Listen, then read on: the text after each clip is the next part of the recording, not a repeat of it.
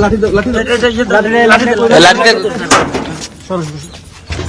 ওটা কাছে মোবাইল আগে দিকে আসো এদিকে আনো এটা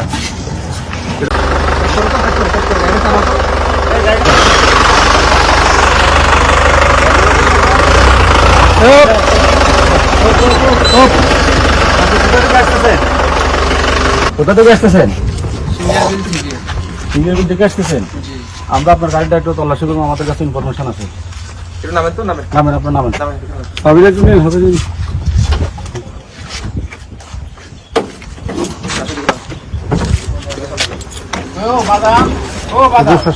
কোথায়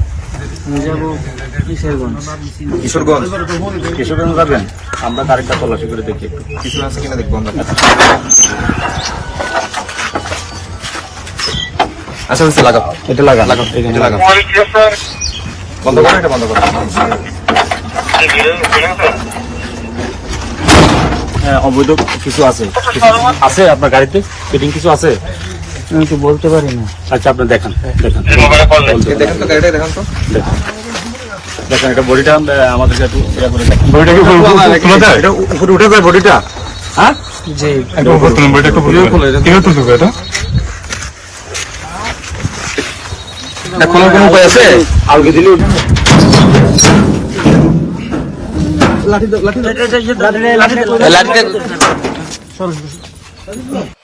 Cinematic display, photography master, performance expert, Next G N9. হইছে রাখা হইছে এ ওকে ওগুলো কি এর হ্যাঙ্গার লাগাও। কি এগুলো ওগুলো কি?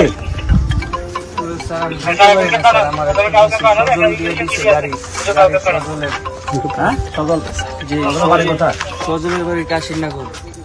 কাশীনগর জি লাইট দাও তো ওটার কাছে মোবাইল আগে দিকে আসো এদিকে আনো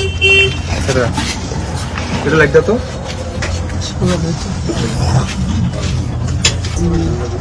সাইডে দিয়ে রাখো। আর কি সজলের সাথে সহকারী আছে।